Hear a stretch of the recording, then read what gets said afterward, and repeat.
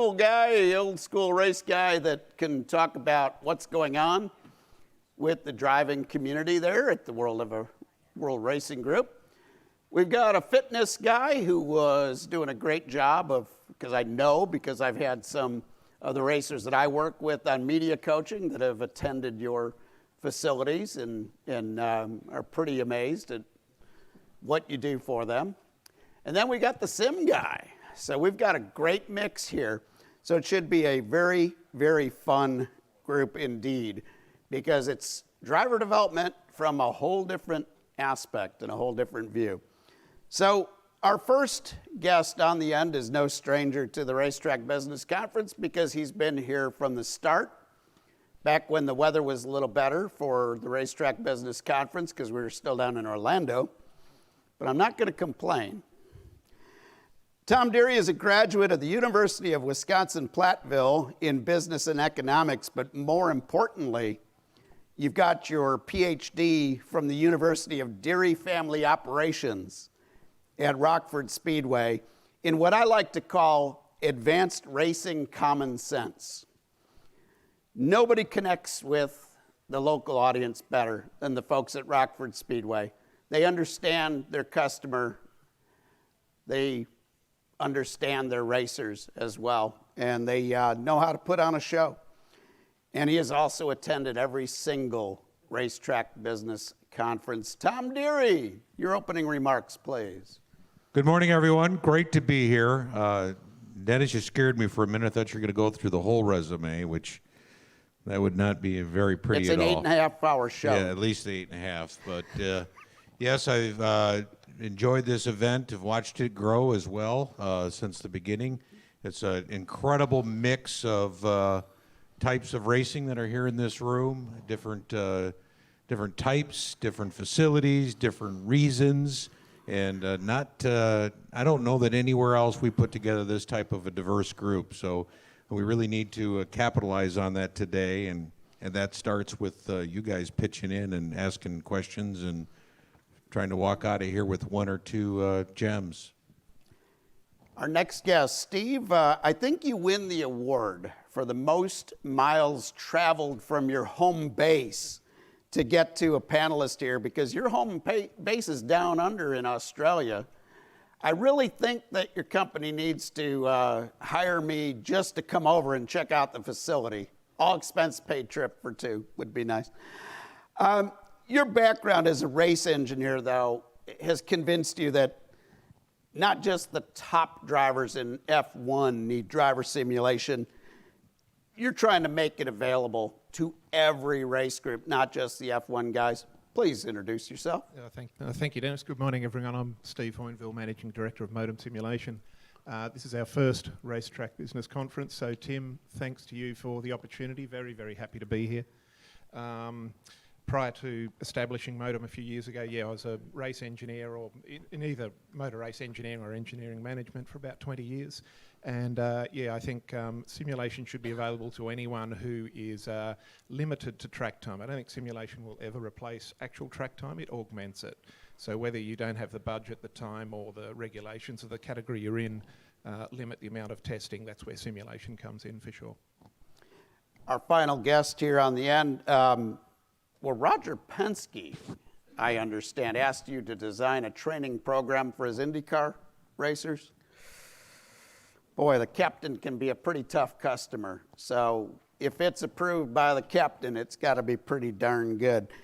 Pit Fit training not only improves driver performance and fitness, which is important, but I love your attitude about helping the race athletes, lessening the effects of crashes through better fitness, and also helping drivers rehab after a crash. That is key because the crash test dummies in those cars like to crash a lot.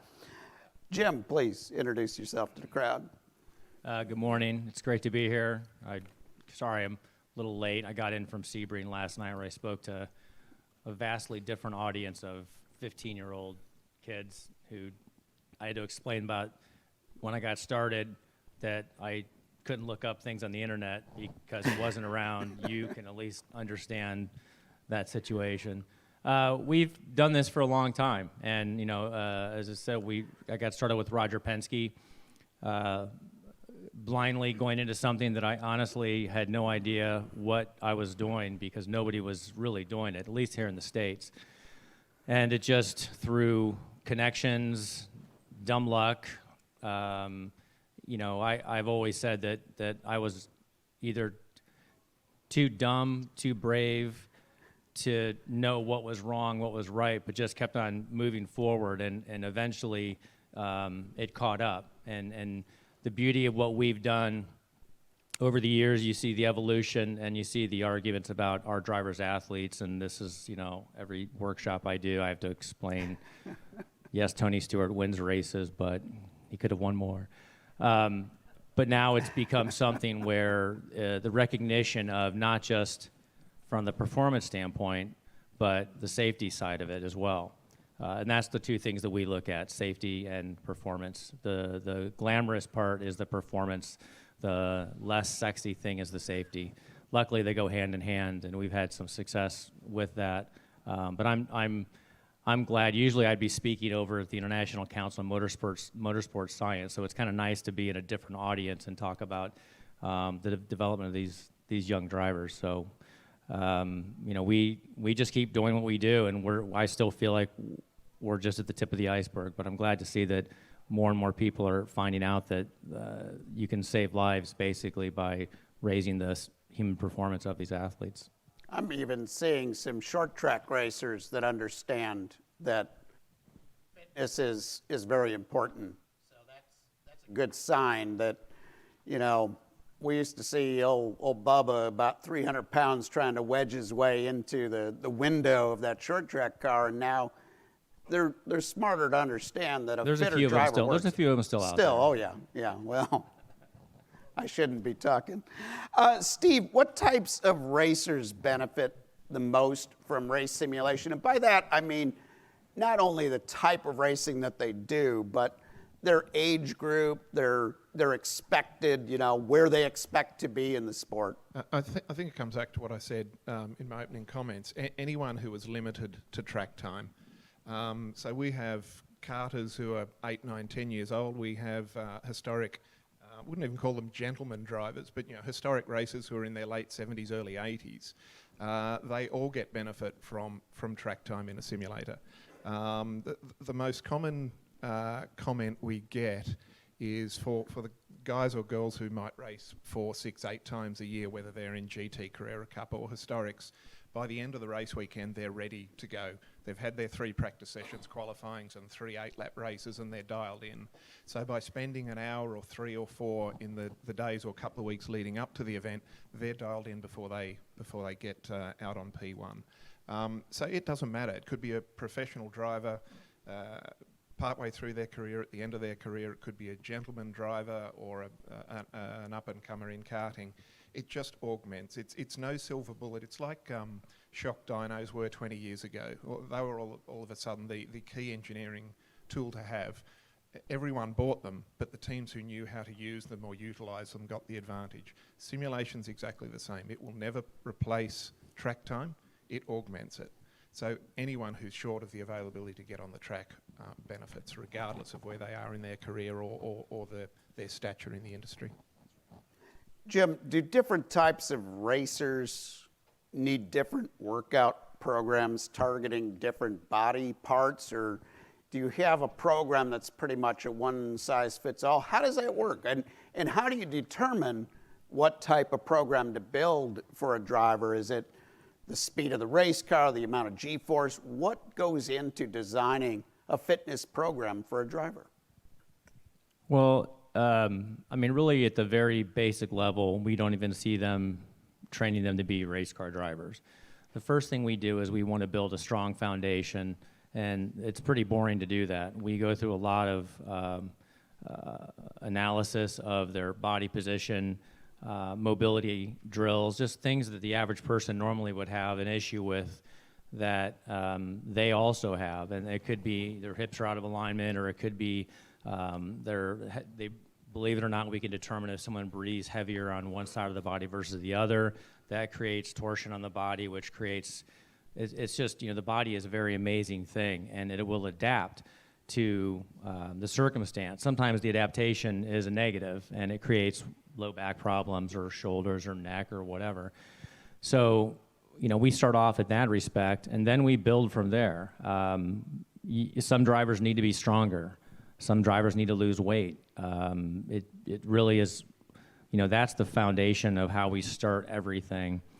Once we get past those initial stages of putting them kind of on equal footing across the board, then we can look at, okay, for example, this is a wide receiver, this is a linebacker, this is a defensive lineman. We can look at those things.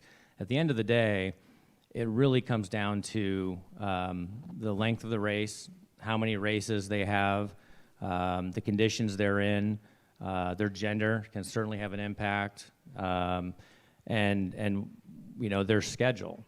The crazy thing about racing is that, in some series you have the same kind of racing, sprint cars, you're in the car 3 or 4 times on a night, nonstop, and then you fix the damage, get up and, go do it again the next day. Where, say, an IndyCar driver, they're racing ovals, and they're racing street courses, and they're racing, short ovals like Iowa, and it's so different. So you got to prepare them for that specific kind of racing.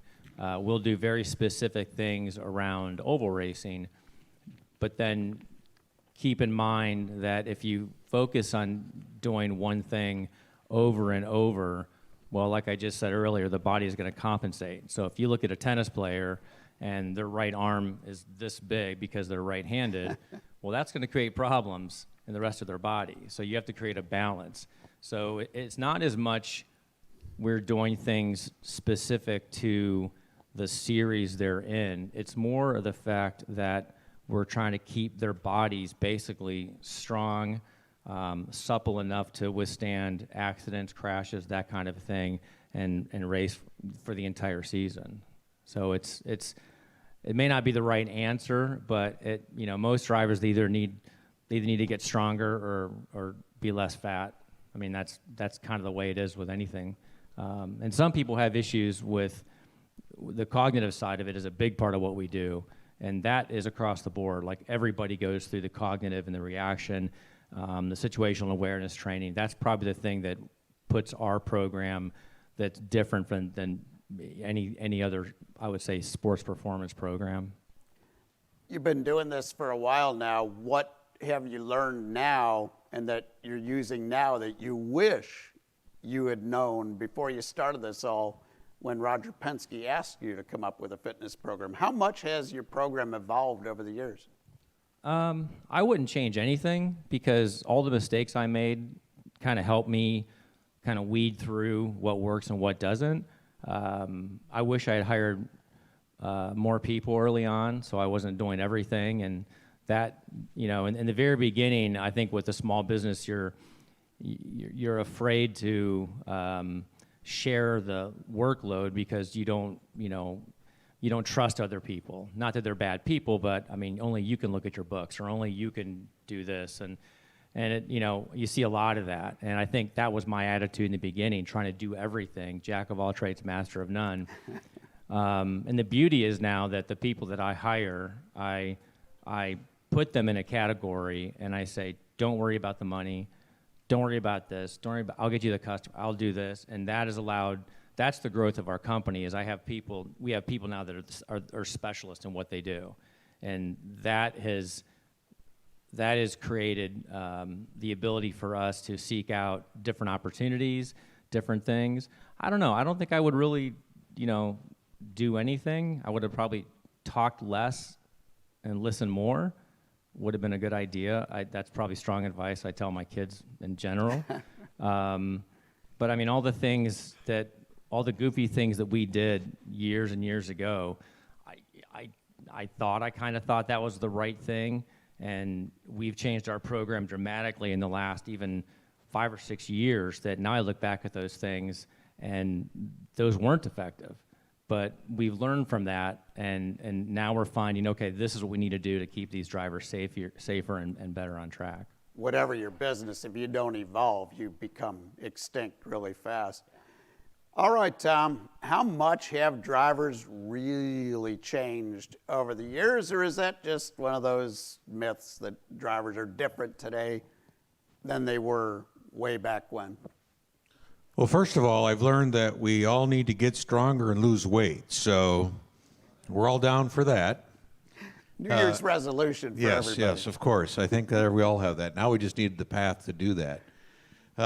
Have drivers changed over the years? Probably not. I know the World of Outlaw drivers, they are still the toughest, the meanest, the hardest working drivers out there. No, you could really say that about anybody. But when you have a pinnacle of dirt racing, which would be the World of Outlaw Sprints or World of Outlaw late models, that's a whole different element of drivers. I think what our question today and what we probably need to explore more, both through all the paths, is where do we find the drivers to develop? Where does that next group come from? There's a lot of drivers that give every reason for younger drivers to look up and to begin to build that process. But where does that group come from, and how do we as series, as sanctioning bodies, as tracks, as business people involved in this, how do we get that next group involved, and then what is that path? Don't know that there's an answer. There's a lot of good ways to do that. One of the ways that when we talk about driver development, we've talked about the simulation. I have just a quick story. This year at the World of Outlaw Championship banquets, we not only recognized the guys that traveled down the road every week and raced at all the events, but we also recognized the iRacing champions. And they received a pretty significant check for that. As I was sitting there, I was sitting next to one of our platinum teams, and the driver looked over at me and said, "Is this for real?" And since that day, he has now become fully involved into simulation and believes that it is the best thing he has ever done for his racing career, as he's bought I don't think he went all out, but he bought the system, and he's learned that now is that's the next step, because there's enough dirt tracks that are part of the simulation program to where they can begin to introduce themselves. So if that's working at the top level, how do we get that 10, 11, 12, 13-year-old kid to get involved, get on that program, become introduced, and then ultimately get into a race car and go out and experience the at-track experience? I've probably got a couple of comments, or one comment to add to that. As we ran a couple of sim racing events over the last 18 months or so, and one of the prizes for one of those events was a test in a Formula 4 car, which was courtesy of CAMS, which is our governing body of motorsport in Australia. So we had two guys turn up to Winton for a test day. One of them, I think, was 17. He didn't have his learners. He'd never driven a kart. And as he pulled out of the pit garage for his first session, he said, "This is the first time I've put my foot on a clutch pedal." So they had 3 20-minute sessions in a fully... Did he stall? No, he didn't. Okay, He didn't. all right. Well, that's good. So they had 3 20-minute sessions at Winton. By the end of halfway through his third 20-minute session, he was as fast as the regular team driver in that exact car. By the end of the day, he was 2 or 3 tenths quicker. Now, this is a guy who's never karted. He's never sat in a real car, road car, race car, kart, anything. And there's no better example of the melding of the two worlds.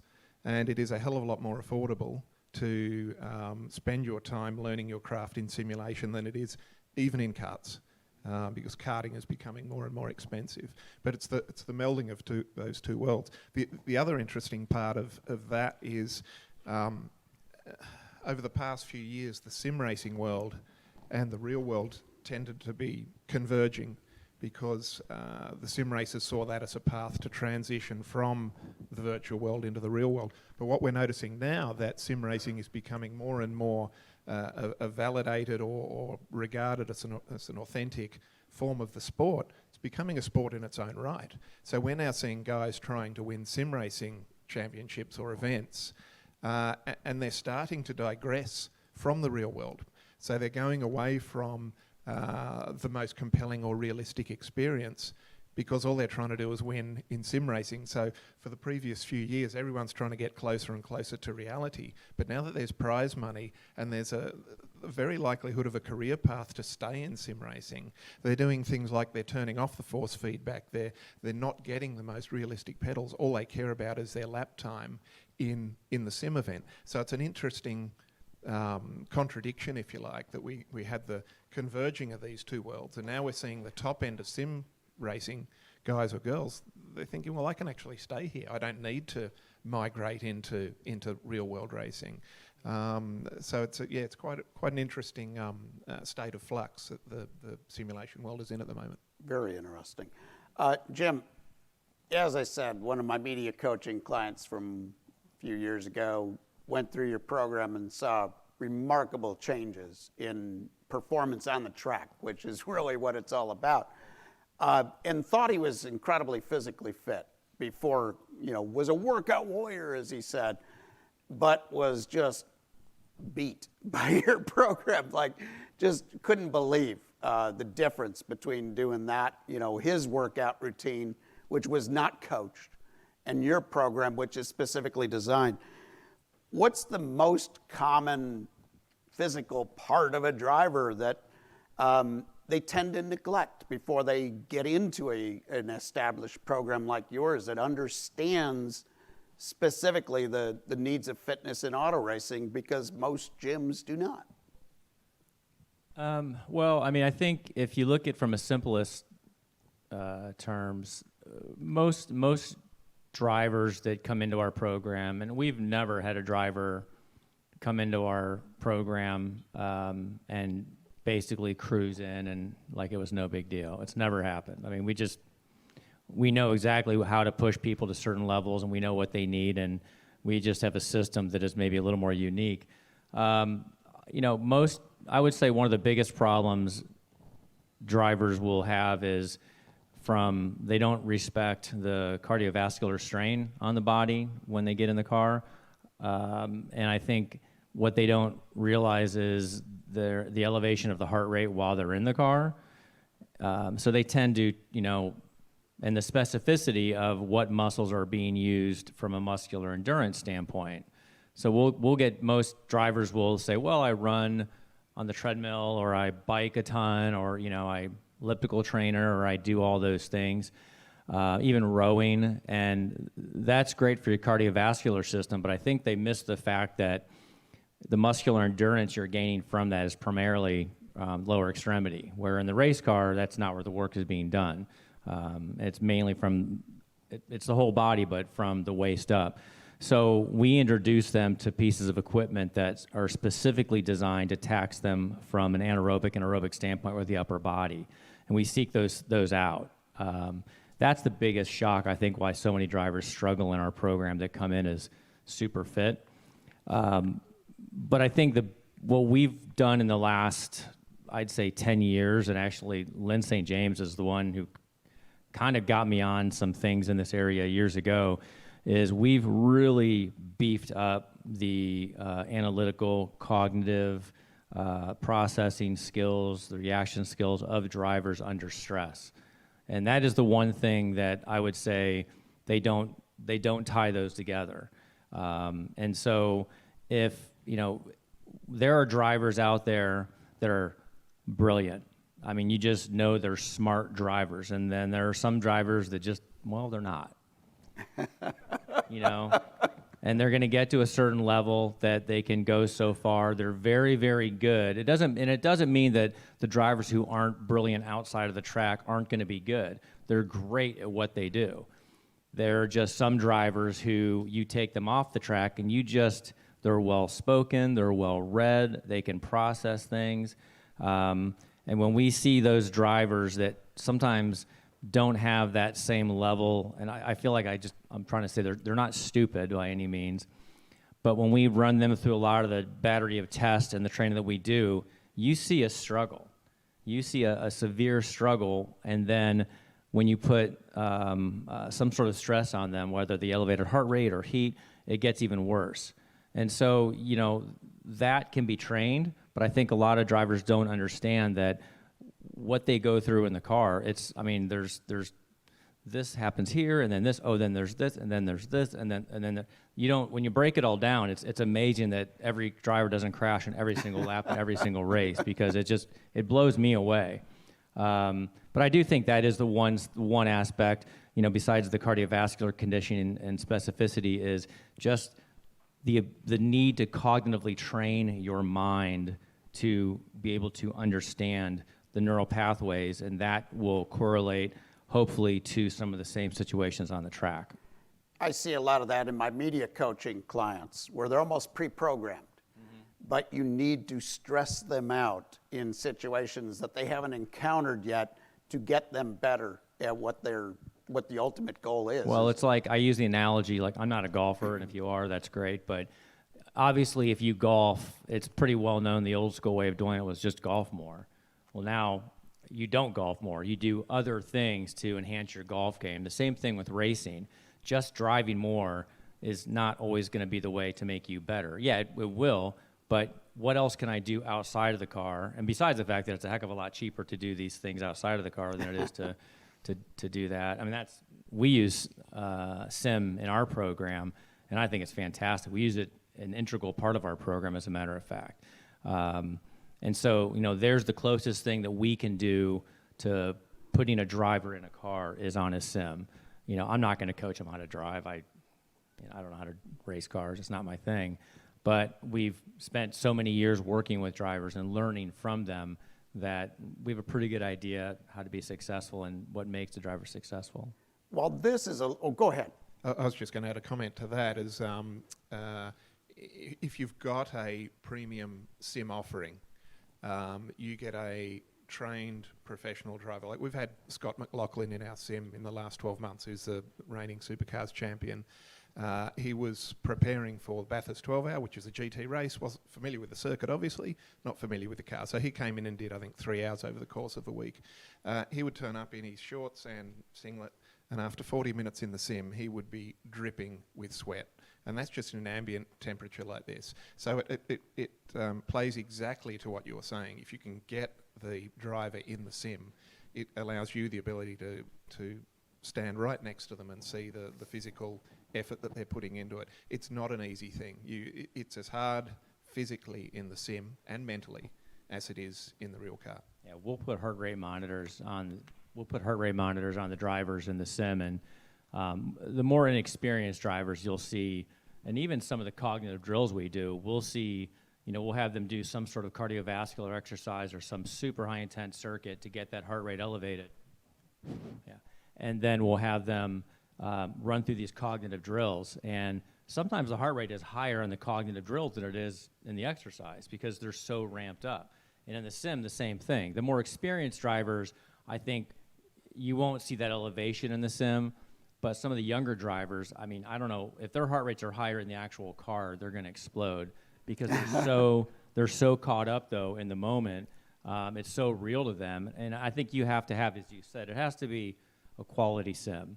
I do believe there's a big difference between force feedback, and I'm not the sim expert, but this is from the drivers. Force feedback to a lot of our IndyCar drivers, if it's not done properly, is just a distraction. It's not real. It's not real at all. But the good ones, it's well worth it. And yeah, you've hit the nail exactly on the head there. There are two types of sims, really. There are those that are really good in an arcade or a man cave, and they're a bit of fun, and they serve a purpose. And we can't be technical snobs and downplay them. They serve a purpose. They have a market. They have a commercial reality. But there's a reason that, say, Red Bull F1 spend £20 million a year on their sim program and have 8 engineers running it. And that important piece for us, for Motum's existence, is the motion part of it. If you're not driving by the seat of your pants in the sim, you're learning a different skill. And what we're seeing, because simulation is still relatively new, particularly in Australia, when we get a driver in, particularly an older one in 30s, 40s, 50s, it takes a lot of effort to get them into the sim. Once they're in it, you can't get them out. They've done 2 laps. The comment will usually be, gee, I feel like I'm at Phillip Island. And it takes them away from the office in South Bank to that circuit, be it Phillip Island or Brands Hatch or Watkins Glen or whatever. But it has to have that motion element, or you're driving on 4 or 5 senses. You wouldn't do it without sound, you wouldn't do it without vision, or you wouldn't do it without colour. So you have to have that compelling offering.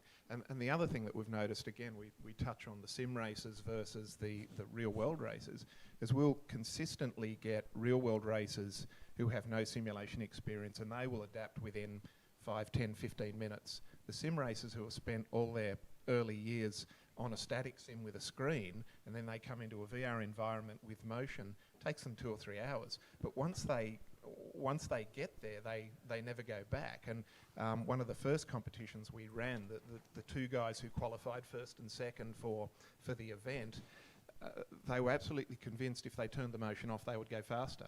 So I said to them, look, you can't run the competition without motion because it's got to be the same for all the competitors, but I'll give you 5 laps now with the motion switched off and go for it. And neither of them could get anywhere near, I think, 3/10 and 6/10 of their lap time with the motion. So it's important to have that sense of balance, that the motion cues going into your vestibular or your balance system. That makes a lot of sense. Before I throw the next question over to Tom here, any questions from the audience?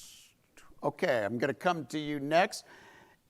While this session is all about driver development, Tom, you brought up an interesting point that sort of ties back to our marketing. And one of the things that we try to do here at Racetrack Business Conference is connect the dots between all the different groups. So while iRacing has done a good job of maybe getting some kids that never would have thought about jumping in a car, interested in driving a car, do you think that's a group that we could market to get those fannies in the seats out at the racetrack and show them the real excitement of the World of Outlaws in person? Well, I would certainly hope so, and I would hope that any development. I heard earlier that people's life is on their phone and on their computer. I just did a quick survey here. About 1 in 15 people in this room are on their computer. About 1 in 4 are on their phone right now. So obviously that's the existence that we live in.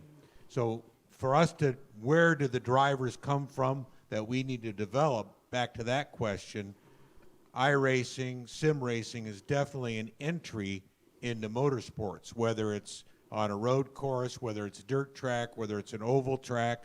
That's something that we have to not only embrace, but we have to make sure that the youngsters and the young people are being introduced to that so we can at least get them in the consciousness of racing. And there's how many kids have their parents or their grandparents have dragged them to the racetrack at some time in their life.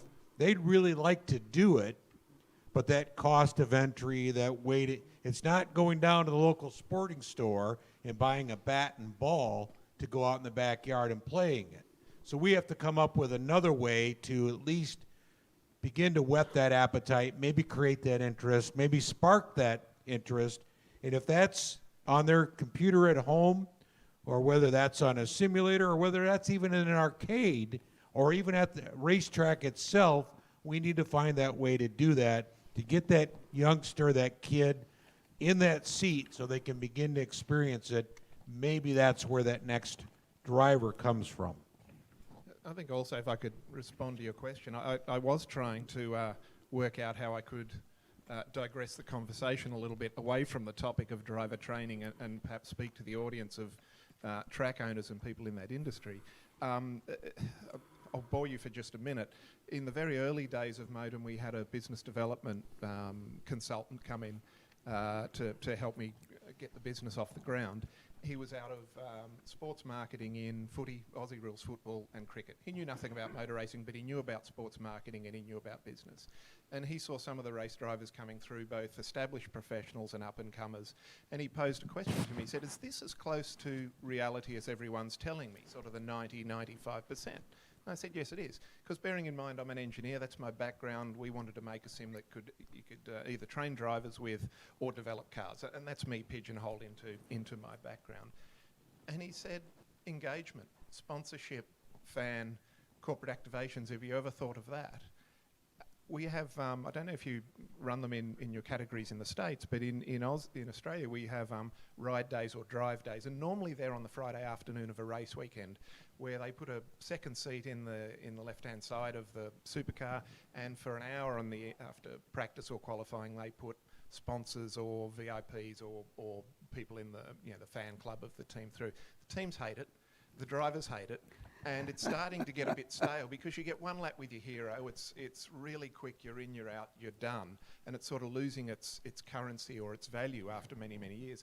And I think in another year or two it's going to be banned on risk assessment, the fact that what happens if something goes wrong. So everyone hates them. So we started putting either fans or sponsors or corporate engagement through, and that now makes about 50% of our business, and they absolutely love it. And if you just think outside the square a bit, you typically or historically would have got one lap with Craig Lowndes or Jamie Whincup or whoever it is, and that's it. That's your 2 minutes and you're out the door. You can now have that hero, if you're a fan or a sponsor, standing next to you for 2 minutes or 2 days. And if coaching time permits. Coaching. So it's a much more intimate experience. So it's a long way from how a simulation helping drivers, but it's probably a particularly good application for the audience that we've got. Don't pigeonhole simulation into just training drivers or developing the cars, because there is so much more that it can offer. Very good point. Right down here. David Vodden, Thunder Hill Raceway Park, California. We just completed a 25-hour endurance auto race in the widest spectrum of weather conditions. How does the physical and cognitive experience or requirements differ in an event of that magnitude of 25 hours? Well, you get more tired, for one. I think it's a matter of if you look at the situation, for example, the military, they go through boot camp and they're having to process and do things when they're completely exhausted that normally they could do easily. And you watch the Marines and Navy SEALs. I think it's something you learn to do. That obviously when the body gets fatigued, we have a saying. I'm a big, sorry if you're a Bears fan, but I'm a big Green Bay Packer fan. So Vince Lombardi is my hero. So we have a slogan in our gym. It's "Fatigue makes cowards of us all." It's a Vince Lombardi quote, and I've lived by that forever. So what we try and do is focus on pushing the drivers beyond the limits of their upcoming, whatever their race might be, so that when they get into that situation, they've already experienced it to a certain extent, and they can adapt to it. For the average person coming in, you're obviously going to get fatigue coming in. Nutrition falls into that, dehydration, the weather conditions, distractions. It's sensory overload in a lot of ways. So if you're talking about, I always talk about when I compare our other sports, and I ask, oh, well, if a basketball player gets a little tired and he's missing a shot, the coach sits him on the bench. Okay, then he goes back out. Or if a tennis player stuffs it in the net at Wimbledon, well, loses a point. It's very different with racing. All of those parameters that are going on have a very vital effect on their future, possibly, not just performance, but them surviving the race or not getting into a crash. They will get tired. They will have to go into that situation and figure out a way to push past whatever the stress might be. Some can't, and you'll see mistakes happen. But I mean, with dehydration, you have the continuous stress. Stress on the body does amazing things, good and bad. We find in this world, most of us are in the fight or flight position all the time. And that's very, very dangerous for our bodies. I'm not trying to get on some soap opera here, but when you're in that, if you don't get to that point where your body gets into relaxation mode, then your body can't recover. That constant stress is a cause of many diseases, many conditions. And in racing, the same thing. The constant stress will wear you down. Your central nervous system, your response, your ability to process, over time, it will diminish those areas. It will enhance it to a certain extent. That's why it's good to get the heart rate up, kind of get excited before you get into the car, because that stimulates the fight or flight response is what you want. But over time, that can wear down. And then and these drivers are doing stints, I'm guessing, they're not driving 24 So when we work with drivers like a Daytona, we have a number of teams we work with, we have a huge, huge focus on when they get out of the car, a very structured protocol to calm them down. Meditation, slow things down, get their body into recovery mode because they have to go and rest. If they don't rest, they get back in the car and they're not completely recovered. And that's any athlete. I mean, I just read a thing that LeBron James sleeps 10 hours a day. I mean, granted, he was promoting some sleep app, you know, so I don't know how true it is. But, I mean, that sleep and relaxation for us in the recovery is as critical as anything we do. These rings, these Aura rings, I mean, they're sleep trackers, they're activity trackers, they track your HRV. We found these because the drivers will wear these versus bands, so we can see if a driver is sleeping, if a driver is recovered. We can determine the driver's stress levels before a race, before they even know it. And hopefully we've taught them how to do that. So back to your point, yes, I mean, there will be mistakes made as the race wears on, and there's, you know, they'll recover from that, but the ideal thing is they prepare themselves when they get out of the car to get back into the car. Last question, right down here.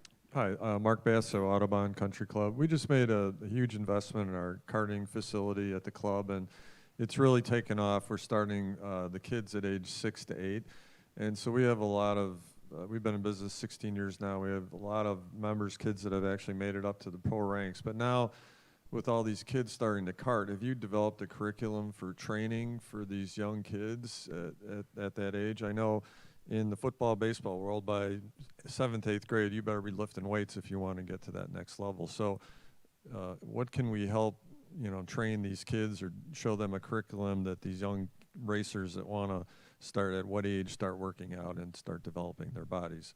I would buy them a sim, first off. Seriously, though, I mean, I guess my question is, are you concerned about these racers' safety? Okay, well, making them more fit will make them safer. Okay, so that's a no-brainer. What can you do at that age? Let them play sports. Let them play games. The pigeonholing, getting kids to adhere to a training program at 7 years old ain't going to happen. Getting kids to play and have activities that somehow you sneak that into their ritual, that will work. Playing sports is the best thing, and different sports. We've dealt with, so I remember the first year we worked with Formula BMW in 04, and it was a bunch of like 15, 16-year-old kids, you know, not all of them, but we took them to the first camp, and I mean, I thought I was, I don't want to say the wrong word here, but there were kids that didn't know how to throw a ball. They had very little motor skills. They had lived their entire lives at the racetrack. That's all they had done. And it kind of stunned me, changed our program completely. That's why we train these drivers to be good athletes, not good drivers, good athletes. And then the racing part will come in time. But with that age, I think the best thing to do is to get them to find, we do have programs, we have young drivers that we've taken through our program. There's a limit to it, what you can do. It takes a lot of, usually, because we have an online program as well, that we have drivers all over the world. So we'll have drivers we work with at that age. It takes the parent to kind of make sure it's getting done, which sometimes is the worst thing in the world, because the parent usually wants it more than the kid, and you know your parents don't know anything, so you're not going to listen to them, and you know it's ongoing. But I would say encouraging these kids to play games, and just do a little research on, look up executive function, which is basically something that it's designed for children, but we use these things with drivers. But it's all these areas that you kind of trick them into doing, these games with lights and these thinking games, things like that. I think it's important for them to do that. Lifting weights, I mean, I've watched 7-year-old young girls do Olympic lift, a snatch overhead. Not a huge amount of weight, but she's learned proper technique. So this concern about growth plates and that, yeah, in extreme cases, you can cause some damage. I think if you're pushing somebody that hard, at that age, you're probably not right in the mind anyway. You're probably, was it Todd Maranovich's dad or something who did all that stuff to him? But you can have kids lifting weights or body weight, pull-ups, push-ups, that kind of a thing. But anything is going to help them with their racing. You can do simple neck exercises, things like that. You just have to be a little more concerned about it. But having a regimented system like that for the drivers to adhere to and accountability, which is crucial, I think is you start that at a young age, and now you're seeing this generation of drivers. I mean, find a driver who doesn't post their workouts on social media these days. It's almost annoying at times, but they all do it, which is great, because 20 years ago, nobody worked out. So now you're seeing these young drivers are looking at whoever it might be, Jimmy Johnson or Scott Dixon or Alex Rossi, and they see, wow, these guys are really good, and they're working out. Okay, so maybe it's important for me to do the same thing. That's the motivation, I think. I get big soapbox. I talk about youth training. I just think it's so important for our sport that it needs to be done at an early age. But that's my suggestion to you. Before I go ahead and give the 3 things that we learned and we wrap this up, Keel from Ticket Socket, if you're in the room, I need you to the front stage here. Final thoughts, Mr. Tom Deary. The good news is motorsports as a sport, we take all kinds. You can be fat, short, tall, skinny, ugly, pretty. It doesn't matter. You can be successful in motorsports. And if you look at all the sports that are out there, all the other stuff, you've got to be some superior athlete in a lot of ways to succeed. We've been blessed. We are blessed as a sport that's what we need. You don't need to be a super athlete. Anybody can do it. Not anybody can do it, but there are no physical limitations in that way. And that's been proven over and over again. That's what's exciting about where our drivers are going to come from, because it really is open to anybody. Now our job is to reach out there, let those young people at the tracks, at their homes, that are watching it on their phones or computers, that they can actually become a participant, whether it's coming through showing up at a racetrack and being in their entry-level classes, or whether it's coming through simulation and learning about it. Those paths are there. We as a sport need to figure out the way to start bringing those people along more and more. Steve.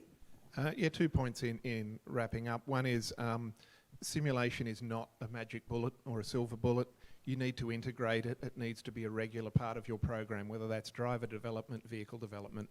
So if we get somebody who comes in to Motum to rent for an hour or two for the first time on the Thursday night, and they've landed at Melbourne Airport, they're driving through, they're going to go down to Phillip Island for the race weekend, they're going to get absolutely nothing out of that.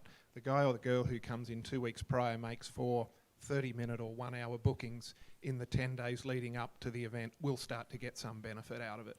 You need to acclimatise, you need to get used to it, and it is nothing more than an engineering tool. We're not going to turn up to your place and say, make me fit on racing tomorrow. So it isn't a magic solution, a silver bullet. It's an engineering tool that you need to integrate to the whole program. That's the first thing. Second point is, as I said earlier, we touched on earlier, don't limit it or don't pigeonhole it to just driver development or chassis development. If there's anyone here who's planning to build a new racetrack, wouldn't you like to drive that racetrack before you lay the tarmac down on the ground? So of that budget that you're, and the next 18 months that you're going to spend, or 2 years in rolling out that plan, just park 8 weeks, grab a university undergraduate who can create a track in a few weeks for not much money, and then drive on that track in the virtual world before you commit to it. If you don't like it, change it. Costs virtually nothing. That is the power of simulation. And don't just think it's driver development or car development. We provide sims for pilot training, learner driver training, emergency services, motor racing, fan engagement, corporate activations. It's limited by your imagination. Jim. Really, the thing that what I like to key on is we're trying to make this trying to make the world of racing healthier. We're trying to make it safer at all levels, and there's still areas that I think it starts kind of from the top, and we have our elite drivers you see in Formula One and NASCAR, IndyCar, and such. And what I like the way that it's trickling down to these younger generations. But what I like to see is it reaching out into other areas. For example, I think the area that we've always tried to spend more time in is in dirt tracks and that kind of a thing. But unfortunately, the role models at the top level aren't presenting this to these younger drivers. So I feel like that this is a sport that can be made safer. I think there's amazing things being done for this sport, but I think that a very simple and probably the cheapest way for us to do this is to make sure that drivers at a very young age, like it was done years ago, in Europe, that, hey, you're going to start karting, you're going to start riding, quarter midgets, whatever, you have to get into a training program. This is part of the sport, and that's what I like to see is this is something you have to do from a performance and safety standpoint. What did we learn today? We learned that I can't keep our schedule, but we also learned that it's important to tailor a sim program to the needs of the driver, otherwise it's just a game. Important to design a fitness program to the racer, or it's not doing all that it can to maximize performance.